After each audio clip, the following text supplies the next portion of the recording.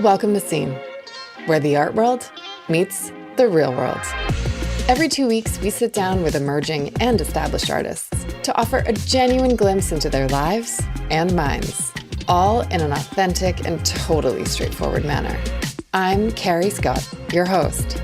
And with 2 decades of experience as a curator and art historian, I firmly believe in the transformative power of art, if it's seen.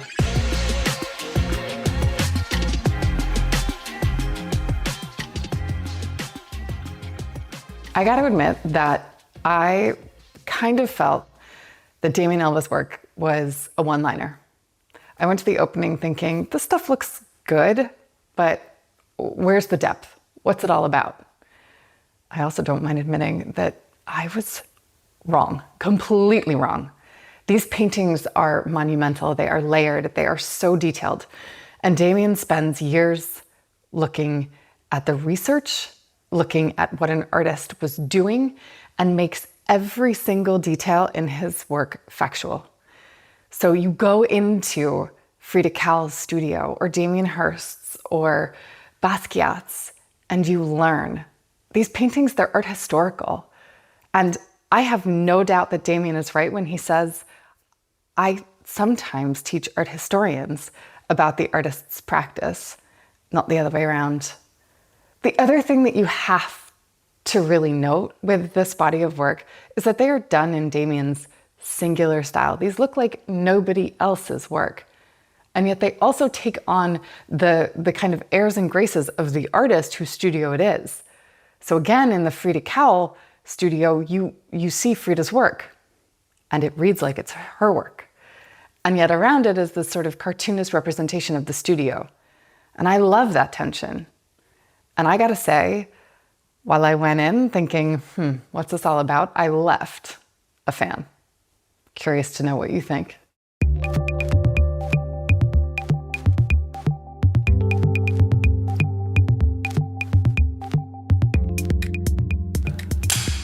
I'm gonna start with a question, Damien, that I am sure a million people have asked you before. Yeah. But for the purposes of our conversation, I'd love to hear it straight from the horse's mouth. But how on earth did you find yourself painting artist studios in the first place? Yeah, that's a good question. Well, the very first thing, I didn't want to be a painter. And then my professor at Harvard. But improperly didn't want to paint. You were like a mathematician at Harvard. Exactly. My grandfather was a royal portrait painter, painted all of the royal family. They loved his paintings, first impression. It was very beautiful. My father was a painter and didn't quite get up to that level, let's say. And so I really didn't want to be a painter. But when they died, both when I was 16, they left me a lot of their brushes and easels and paints and everything. I put it all away in storage. But at Harvard, when I was graduating, my playwriting professor came to me and said, I have a parting gift for you. And he went to his bookshop and I thought he was going to bring me a book. And then he came back with Matisse's palette knife and said, this was given to me by Alice B. Toklas, and Matisse gave it to her, but I really think you should donate it through your life. And I said, you don't like my playwriting? And he said, well, no, I love your storytelling, Damien, but all your stories are about an artist who hasn't quite found their thing. And I thought about it, okay, you got me there. So, did he know your history? Did he know about your dad and your grandfather? Yes, he did. Yes, he did. Yes, he did. So that kind of legacy was looming. Yes, I still didn't want to be a painter. Then a chance encounter with Haring when he was drawing on the subway, and I was working on a film, my only legitimate job ever. When I let the crowd out of a subway station one day, there was Haring drawing on the posters with white chalk on black posters. And all I said to him was, your job looks more fun than mine. And he said, well, pick up some chalk and help me. That's all I'm doing, drawing. Oh, because he said, can you paint? And I said, no. I said, can you draw? And I said, I draw every day. He said, okay, so help me. And so that led to, then he really actually, more than encouraged, he started saying the next time I met him, you are a painter. I know you're a painter. And we talked about all the different artists that we liked and all the different poets we liked. And finally, he said, now I'm going to do you a favor because we seem to be bumping into each other quite a lot. Next time I see you, if you haven't done a painting, I won't talk to you. And I said, okay, you've got me. I'll do a painting. So I started painting graffiti in New York in an empty building because I was too English to go out on the street, paint all over people's walls. And then 6 months later, I was showing with Basquiat at the Fruit Market Gallery in Edinburgh with the top gallerist here from Cork Street. I was incredibly lucky as an artist. So all of those events kind of led to that. But that doesn't sound real. I mean, that does sound like a script from a play. I know. It went on, and it continues to go on today. I'm just extremely lucky. I've met a lot of these artists, not some of the, obviously not Picasso and Matisse, but I have my own reason to be so passionate about Matisse, the palette knife, and go to all of his studios. I think I've been to probably the only person who's been to all of Picasso's studios, all of Matisse's studios, bar maybe one. And it's fun. It's really fun. But why do you think, so the world is saying, or two people are saying, one being Keith Haring, which is no small person to say you're an artist, but why do you think you were resisting? Why was I resisting? Because I saw my dad, being criticized by his father. You didn't go to the Slade, and you didn't do this, and you didn't do that. I loved going to their studios when I was a little child, because it was chaotic, and then these beautiful things were emerging from the chaos, and so that fascinated me. And I think that had a little bit to do with it. Then after Keith Haring, after the show with Basquiat, I said to Robert Fraser, the gallerist, I don't want to be known just as a graffiti artist. Warhol said we're only going to be famous for 15 minutes. I would rather tell stories with my paintings. So I'm going to Paris to learn to paint with a brush. And he said, okay, well, first of all, I'm going to take you to hang out with Basquiat tonight, and we'll see if we can talk some sense into you. Then afterwards, he said, listen, that was incredible, meeting Jean-Michel and asking him about his artistic process. And that was an incredible story. And you were painting, like, when you say they were graffiti paintings, yeah, were they proper? They were spray paint. They were spray paint on canvas. Huh. Yeah, I was preparing. To begin with, it was on sheets because I didn't even have canvas. And I was just very lucky because the film director I was working for, Sidney Lumet, called me shortly after I'd met Keith Haring and said, can you move all the stuff out of my office, the double brownstone on West 55th? Can you move it over to 57th Street where my new office is going to be? And then I found out that his old building wasn't going to be turned into a skyscraper. They weren't going to knock it down even for a year. So I had the keys to an empty building. Suddenly, Keith Haring said, you can find a wall. You can see there's so many walls in the city. But I was too English to go out on the street. So suddenly I had an interior place to paint. And he was right. After doing one painting, I've painted every day since then, pretty much. So, I mean, again, just doesn't sound real. Okay, so then you go to Paris. Yes. And in Paris, you start to focus on artist studios. Yes. But how? Why? Well, yes, that's a good question. Well, so what happened was Robert Fraser said, you should apprentice yourself to an older artist, painter that you admire, and mix his colors in the morning and clean up at night. But during the day, you're just watching him paint. Very soon, you'll know how to paint and you'll be wanting to do it yourself. So I went to Paris and then realized not only do I not know any painters in Paris, I don't know anyone in Paris.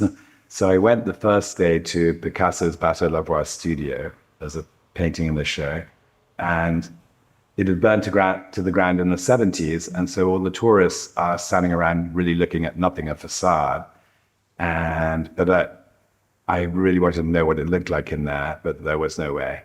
Then I went to Matisse's studio on the Quai Saint-Michel that same day, and I couldn't talk my way past the concierge in those days. But I then went to the Pompidou Center, and I was very lucky because there was a painting by Picasso of his Grand Agustine studio, and next to a painting by Matisse of his studio in Nice. And I just sat there and looked at these two paintings, and after about an hour or an hour and a half even of looking at Picasso's painting and saying, oh, I love the way he draws, the form of it all, the line. And then looking at the Matisse painting and thinking to myself, I just love color. I absolutely love color, and I really get the whole harmonies of color. And I noticed that I was crying, the tears were inadvertently coming down my cheeks. And I was thinking, I'm not sad, but what is going on, you know? And I was realizing at that moment that I'd never wanted to be a painter, never told my father that I'd wanted to be a painter or anything like that. But here I was, and I just did a show with Basquiat, you know, I couldn't believe it. And I'm a painter. And then next day, I went to where Matisse had learned to paint, which was the Gustave Moreau studio. It's the museum nowadays, and it's the beautiful space. Has two huge artist studios, one on top of the other, 2 floors. But you can go up a spiral staircase, and you can, from the middle, I stopped and looked at the view, and you could see both studios all the way to the end. And I thought, that's a great sketch from my sketchbook in Paris, you know. So I made halfway through that drawing, I suddenly realized, I know how I'm going to learn to paint. I'm going to just search for every artist studio in Paris, you know, smell the turpentine or the linseed oil or whatever. They must be everywhere. And ask the inhabitant, can I make a drawing of your studio or a painting if they would let me? And they would generally open the door with a little chain and then say, who do you want? I said, well, your friend told me that your studio is really cool. I limited French in those days. They would say, okay, sit in the corner and don't say a word. That wasn't hard for me because I couldn't speak French. And you watch me, you can do your drawing.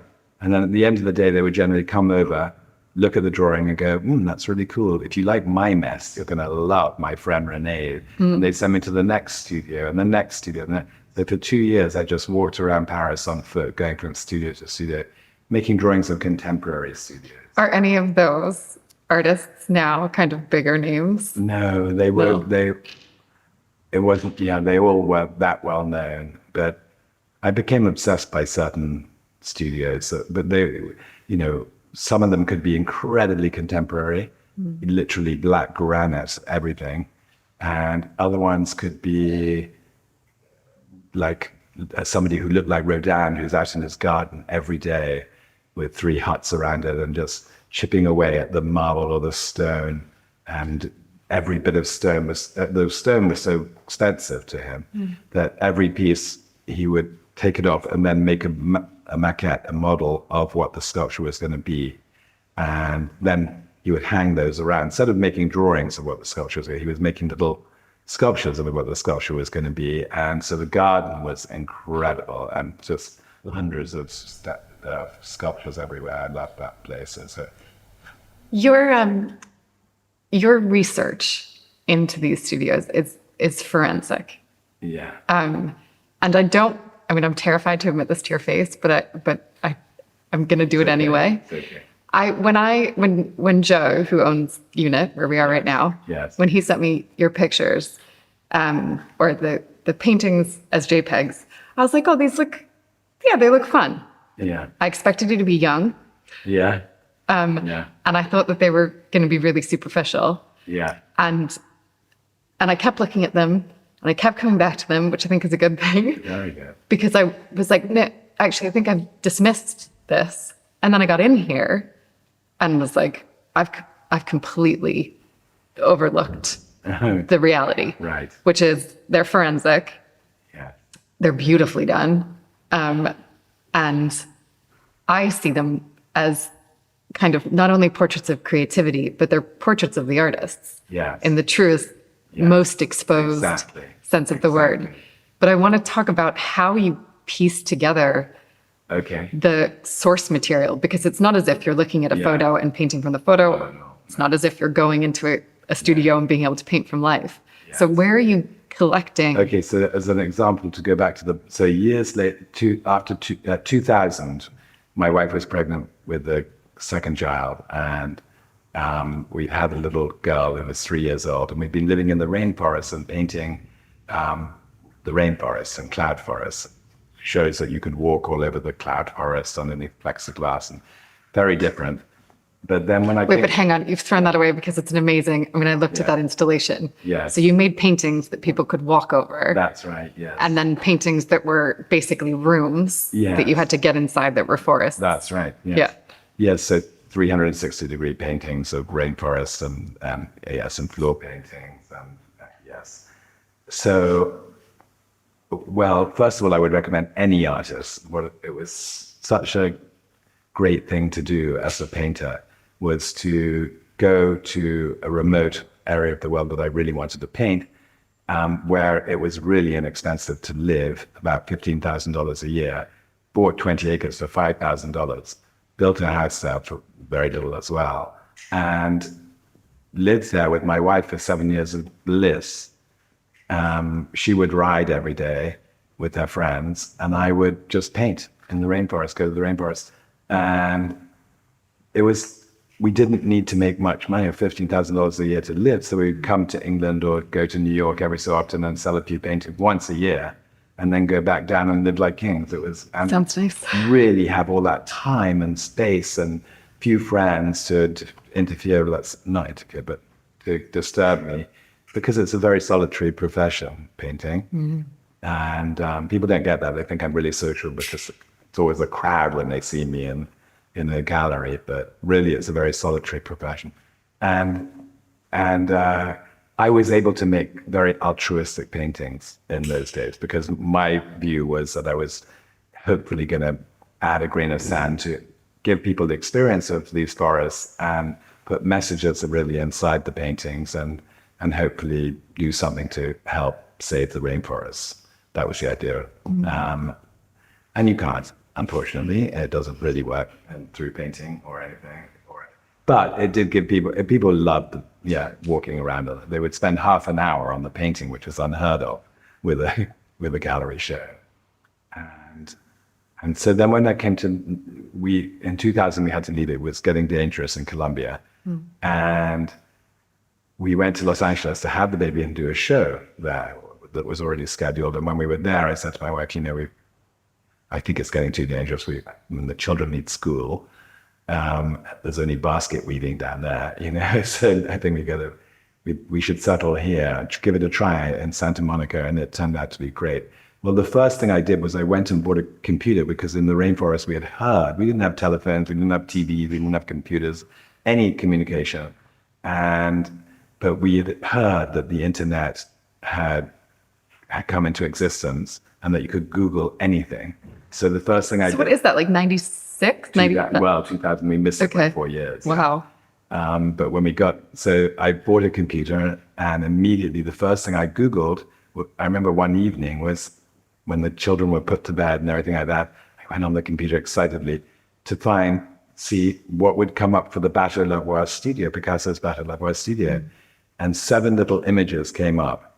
And they were fragments, some of them, of photographs. One was Picasso in front of the chimney, which gave a lot of the African art that he denied ever seeing before making Demoiselle. But the other ones were just little fragments here and there, and I couldn't understand what the studio looked like.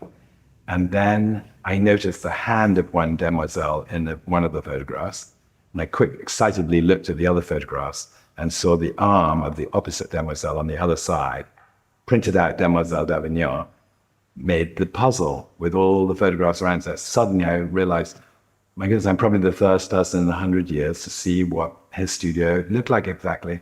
And after making that painting, I realized I could do that with any of my favorite artists at any particular moment. With Picasso, he made 20 drawings a day. So I'm able to go to the exact day that I want, the day that he finished Demoiselle or midway through, and look at the drawings and see what's on the tabletops in his studio. And that's what I did with this painting. You're basically an art historian. Yes, art historian. Yeah, and detective. And detective. Have you ever thought about writing at all, or do you think I need to. I know I need to, of course, because I put aside writing when I started painting. I thought I can't do both, but now I think, of course, I could do both. Kind of. Are there any other amazing discoveries that you? So many. Are there? So many. Where do I begin? It's every painting of the discovery. Kusama's studio, for example. We're here in London right now. This is the first time anybody's ever seen Kusama's early studio in the 60s in New York. And that was by luck, really, not luck, perseverance. I made 2 different small gouaches of the studio. There were only a few photographs, but none of them were in this area of the studio with the windows. And I love to have the windows because I want to show you where they are, what they're looking at every day. I'm trying to show you everything that goes into a painting. I pick favorite works of art and then try to discover everything around that's gone into it. And you mean like gone into it as sort of subliminal? Picasso, I can tell which period by the moldings in his paintings, because it's this studio or that studio or this studio or that studio. Yeah, I can. And so Kusama, what happened was after doing those 2 gouaches, which I wasn't satisfied with, I then went to New York. And on that trip was incredible because 3 of the paintings, I think, from that, the Roy Lichtenstein's 60s studio and Basquiat's studio on Crosby Street, the inhabitants, current inhabitants, had no idea they were living in Basquiat's studio or Lichtenstein's studio. I love that. I love that. That happened in Paris one time when Picasso, I arrived in, when I knocked on the door of one of Picasso, and the person had no idea that, Cubism had been invented in her sitting room. I love that. It's so exciting. But with Kusama, what happened was I found being dissatisfied with the 2 gouaches. I then started searching again. There's so little evidence of this studio. Now, the interesting story behind this is that she was in Japan just before, about 24, 25 years old, I think. And her parents told her, okay, this is the young man you're going to marry. She was like, no, Mom. And she went to a bookshop and found a book of Georgia O'Keeffe's paintings and loved it, and saw that Georgia O'Keeffe lived in Santa Fe, New Mexico. So she wrote a letter to Georgia O'Keeffe, Santa Fe, New Mexico, and the letter came back from Georgia O'Keeffe saying, well, if you really want to be an artist, you are an artist. So go to New York and I'll introduce some of my friends. And she introduced her to Donald Judd. And Donald Judd found this studio for her, and then he liked it so much, he took a studio on the top floor. Now he's making the most minimal art ever. Yeah. White and shiny surfaces and steel, but he could often be found sitting on that sofa, helping her sew these, whatever they are, appendages into the shoes and the clothing, and he loved it. So it's so diametrically opposed to what he created, but he loved it. And oh my gosh. Yeah. I mean, that's a history where I don't know. You do have to write this book. I know. Has any estate or artist ever disproved of something, just said, "Oh"? Well, yes. I mean, they're historians sometimes, kind of take me on, and I usually win because I usually do actually. I've been to all these places, so I know a little bit more than them sometimes. Sorry to say, but I've really studied these places. So most of these paintings take several years of research before I even make the first little drawing. I make a little drawing and I go a little bit larger with the gouache. Each time I'm researching more to find out, well, maybe I need to fill that space. I don't know what's going on there. So I'm researching and adjusting. And then if I like the gouache and I can see it as a large painting, I just hold it near a wall, a white wall, and it works. Then I go ahead and make the painting. What about the other Damien? I mean, I hate sitting in front of this because I live on the other side of that bridge, which has been closed for 5 years. Oh, no. And it's literally my nemesis. Oh, no. But what about him? Has he seen this? Like everybody, I've always been fascinated by his art, and I've never known what to paint. I thought about painting the studio with the shark going into the tank and everything like that. And then I'm in London. I grew up in London, and I still consider myself a Londoner. So I've always wanted to make a series of paintings on the Thames. And I told Joe, who has this gallery, and Johnny, that, can we do a show on the Thames? They're like, the studio's just doing so well. And so I was delighted to find on Instagram that Damien had moved into this incredible studio on the Thames with this incredible view and glass windows all around. Mm. And so it was an excuse to paint the Thames because I love the paintings of Duran Monet and even Canaletto going way back, but of the Thames. But then I've never seen any Englishman or English person doing painting the Thames with the colors, with such color. And so I was determined. I know I was so excited when he moved into the studio. And so I literally just freeze framed all the images from his videos on Instagram and began to make a puzzle and put it all together and see what every object was, go back and look. Oh, it's a fire extinguisher on the wall. What's this? And I couldn't understand, first of all, the brushes. Now I realize they're probably for spattering paint everywhere, the ends of brooms. And then I couldn't understand even on the table what was, because it's blurry video, it was just an abstract red, green, blue. Little by little, after looking at this thing so many times and trying to draw from it, I realized it's a parrot. There's parrots in the studio, there's bunny rabbits in the studio, it's quite fun. And I also, more than anything, so I've always wanted to paint a studio, and I just looked at the current paintings and thought, you know what?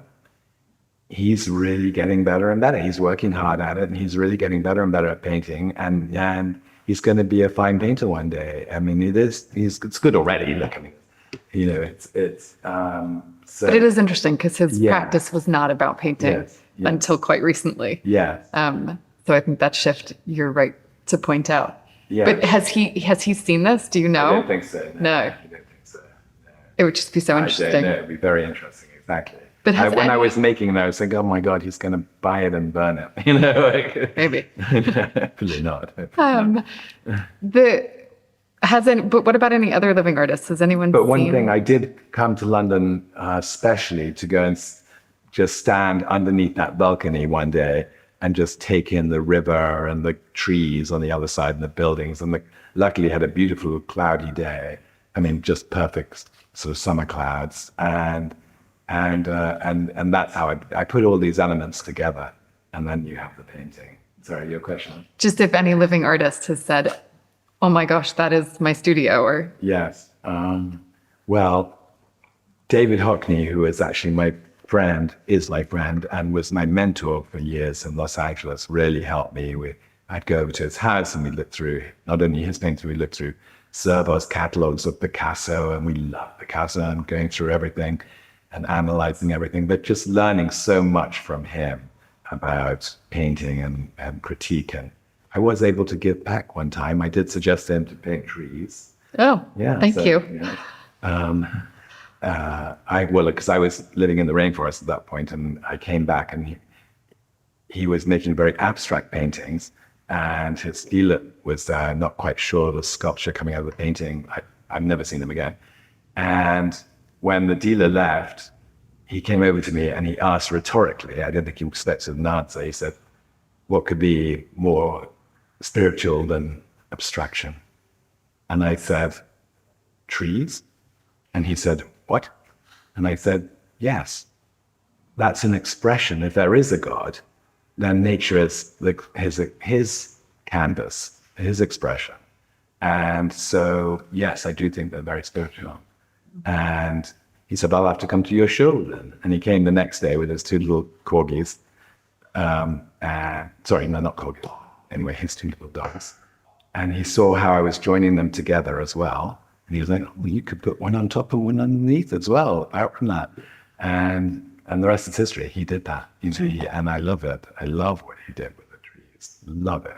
Me too. He's an exceptional painter. I mean, I would look through his old drawings and paintings on paper from his drawers, and that I've never seen come out, that they are incredible what he does. He is a genius there. You have this uncanny ability to capture lots of different styles, right? These studios are distinctly you. Yes. But inside the studios, the Liechtenstein painting, which is right there, the Basquiat painting, which is... does anyone, the silly question to ask is, has anyone asked you to make a fake? I did make one for Jerry Saltz. He did ask me to. Did you? But that's what he collects. He collects from artists. He asked them, would you, and then I was so lucky because Jerry Saltz suddenly discovered my work on Instagram about 10 years ago. And all of a sudden I was like, oh my God, where are all these photos coming from? And it was Jerry Saltz with posting, I don't know, it's 8 of my paintings. And then he did it again and again. And I was so lucky. And then I said, I'd love to come see you in New York. And he said, can I ask you, I asked everybody this, would you mind making just a little kind of fake, your version of one of your favorite paintings? So I did a little de Kooning for him. And anyway, yes, so I had done that once. But generally what happens is, these are all works of art that I fall in love with, that I just absolutely want to know more about. And you can only get so much in a museum or a gallery seeing a work of art. And so, but to see it back where it was being created, always I'm painting in the midst of it being created. I'm never interested in doing a finished work of art. I'm trying to see the process of the artist. And so, yes, that's how I start with the painting or the artwork or a sculpture that I'm in love with, and put that in, and I start painting that, and then their style or the way they paint their colors inform me how to finish the painting, how to paint the rest of the studio. So it has a little bit of an element, and I think to begin with, people were like, "Oh, you're just copying Picasso or Matisse or whatever," and people love to have a criticism, and I think after a while, they could see that all of these different, and also that I have a style. I have my own style of painting. And what it is I grew up on comic books. Well, when I discovered I grew up in English comic books, but when a friend showed me American comic books, I just was absolutely enamored by them. And I started, and I was always copying the little characters. I love comics. And so really I'm attracted to all the artists, most of these painters, who kind of draw in a kind of what I think is a very comic style. Like even Picasso, even Matisse, you look at his paintings, it's very comic-like. Of course, Roy Lichtenstein's, all the comics, similar to the ones I read. Basquiat, he always had the TV on with cartoons on, always. And and Keith Haring, of course, very comic. Like even the style of Damien Hirst paintings now, I was so delighted that he was making paintings that I liked. So otherwise I wouldn't have done the painting. I'm glad you said that, because I was going to ask you, have you ever painted an artist studio whose art you didn't like, but you've answered that? No, not at all. What about your studio? Well, there is a painting. The gallery asked me, they said, look, everybody always asks, when's he going to paint his studio? When's he going to paint? So I did paint my outdoor studio in the rainforest when I'm making one of these 360-degree paintings. It's over there. You might not have seen it. It wasn't hanging the night you were there. So it's neat. It's complex painting because it's got two, on either side, there's a painting hanging from the bamboo structure that I built outside my studio in a circle to make a painting. And there's a bamboo structure. And I'm just at that moment, in real life, I was taking down one of the paintings for some reason, I'm not sure, so that I could see each of the paintings on their own, probably. And there was my wife entertaining our little daughter and playing the flute. And luckily, I just put down my paint, picked up a sketchbook and just drew it completely. And then forgot about that drawing for years until they said, you must paint your studio. I went back to that, found that drawing, and turned that into a painting. That's what that is. And I should mention my wife, because she is really I couldn't have done any of these paintings without her. I really couldn't. From the beginning, to even come to the rainforest with me and live that lifetime there. And she was my muse, and she was, doing everything behind the scenes to make these shows happen. She worked in a gallery. I met her when she was 22, working in a gallery. And so she knows the ins and outs of galleries and everything. And she's just incredible at, making it easy for me to make these paintings. I'm working pretty much 7 days a week. And these take a long time. Yeah, painting is a long process from about 10 till 7 p.m., 10 in the morning till 7 p.m. And occasionally she says, okay, we must go out, we must have dinner together. And I was like, it's okay, of course. But she comes into the studio very often, and she's got incredible taste, an incredible eye. And so she's able to look at what I'm doing and saying, I don't know, that wouldn't look so good in someone's house, or that would look great in someone's house. She helps by telling me that color's, I'm not sure about that. And so, her taste is impeccable, and I rely on her for everything. Behind so much in the world nowadays, which is fantastic, are women. And it is my firm belief that it won't be until we have some real equality, and it's happening slowly. It should be happening faster, because I think that I had a little boy and a little girl, but even before I had them, I could see that little boys solve their problems by fighting, and little girls tend to talk things through and work it out.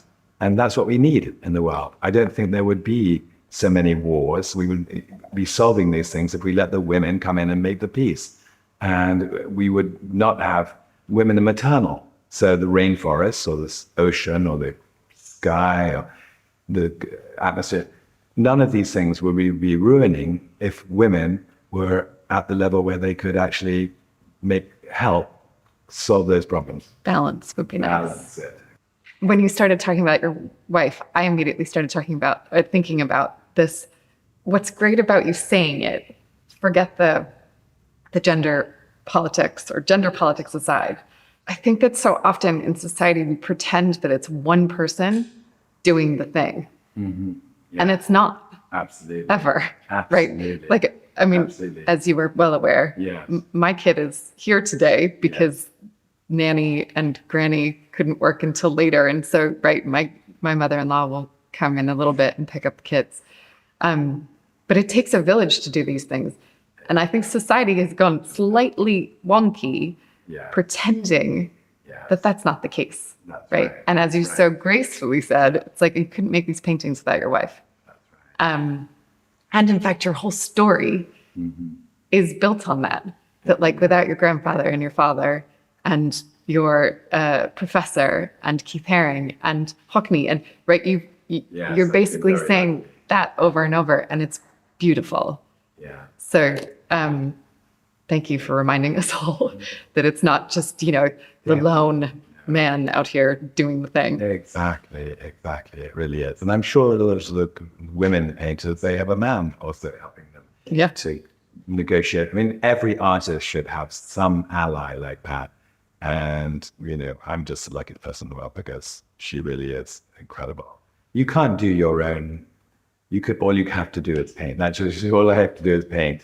And I do like to cook. We cook together. It's kind of like painting in a way because it's colors, and I like cooking a lot. But apart from cooking and painting, I'm not doing much else really. And so she makes that possible by doing everything for us. We're a team. Can we talk about scale a little bit? We've touched on it. Of course. Obviously, these paintings are big. Yes. But the work that you have made in Past the Rainforest, the cloud paintings, those were giant, monumental. Yes. What drives that? Well, I really want people to be able to walk around inside the paintings. And so even with these ones at this size, you do feel you can walk in there. And in fact, when I did the Basquiat painting, it's so full, his studio, it's so much going on. But my art advisor, who wrote the catalog, Fred Hoffman, who put on incredible Basquiat shows just now at Gagosian, and then his first Basquiat retrospective ever was by Fred curating.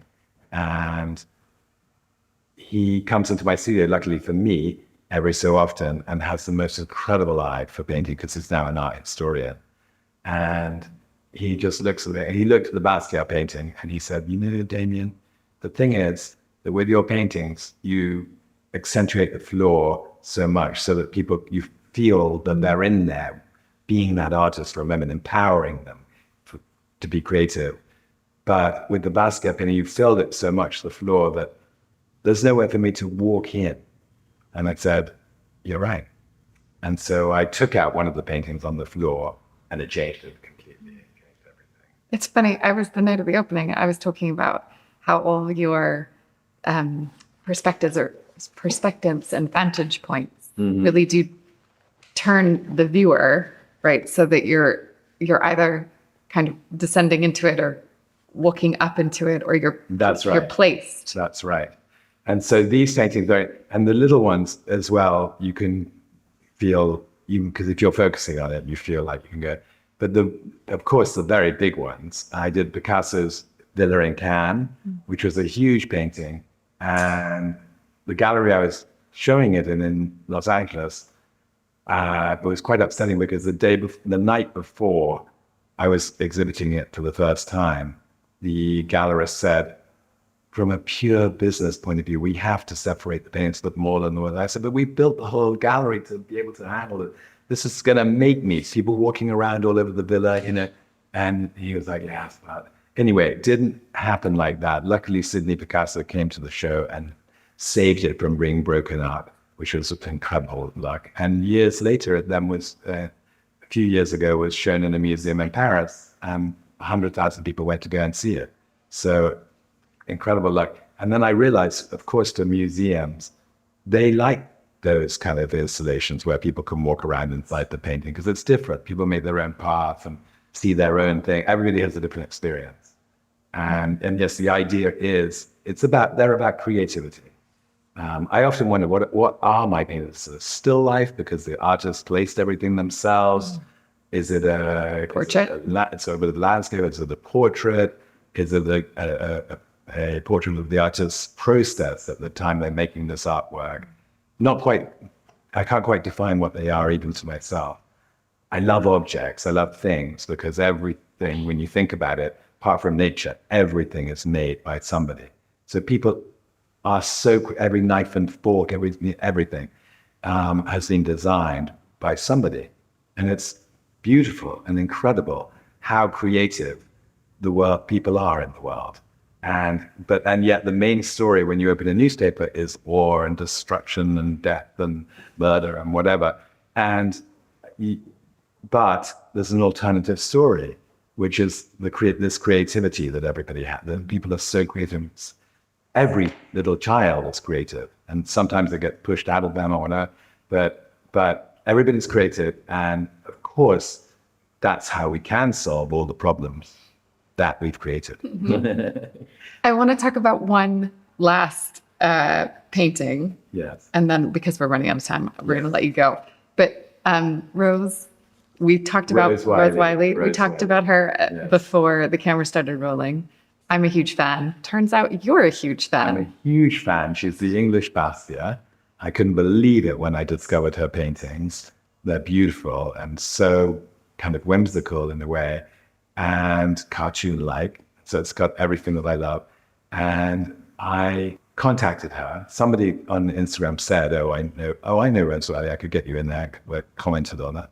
And I said, so I followed it up, went to her house, south of London, and met her. She couldn't be more lovely. Took me around her garden, which is completely rewilded. Just a little normal English garden, rewilded. It took us 15 minutes to get around just to the little garden because of the trees and everything. And we went inside and we went up to her studio. Now, as I understand, she was a painter and her husband was a painter. He was kind of the breadwinner and she became the mother and looking after the children. But by now, her husband passed away and her children have grown up, of course, and she's had a lot more time to painting. But when she was painting, when her husband was alive, he said to her, look, your big basketball shoes that you wear, sneakers that you wear, you're tramping paint throughout the whole house. You've got to figure out a way not to tramp paint throughout the whole house. So she came upon the idea of covering her studio floor with newspapers. And then when she goes into the studio now, she looks and she goes, oh, Serena Williams playing tennis. Oh, that's a painting. And so she's getting her ideas from under her feet. It's the most unique, extraordinary way to carry on, to make paintings. And I love that. And so I had so much fun painting her studio because I wanted people to be able to read all the English newspapers on the floor and kind of see, oh my goodness, Rose made this one to a painting, Rose made that, and have that idea of how this is how she's using the news and of the world in the world to make paintings that are very contemporary. And I really enjoyed meeting her. We played little games that children play, making art together, which was really fun as well. And now I aim to do that with every single artist that I'm visiting. To make art with them. Yeah, to make a little art with them. I wanted David Hockney. It didn't happen because he moved to France right then, but I wanted to make a painting of his studio. Well, the first painting I made of his studio, he was like, but that's not my studio, because it was this old studio that he was just temporarily there, but he made the swimming pools there. And I loved that, like narrowed down to this little corner of the studio. And yes, and so I wanted to make a painting of his current studio in Los Angeles, but maybe have him paint some of the paintings, paint some of them. So I'm going to do that with some artists. So Amazing. David was like, oh, you mean Warhol Basquiat? And I said, yeah, well, I mean, you could see it like that. He was Be absolutely fine with that it would be fun. It would be really fun to do that. So. Listen, your show has to open. We have kept people away for too long with the door shut. So I think we'll end it there. I have a million more questions to ask you, but we'll have to do another one. Listen, I hope that we see the Thames paintings soon and the book. And I'm really sorry for not knowing you sooner. I'm just so glad to have had this amazing introduction. So thank you. Very welcome. Thank you. Very lovely to be here with you, chatting away. I enjoyed it. Good. Thanks for listening to this episode of the Scene Podcast. If you liked what you heard, I'd love it if you subscribe wherever you get your podcasts. And if you want to connect with us between episodes, follow us on Instagram at WatchSceneArt. I'm Carrie Scott, and I'll see you next time. Get it?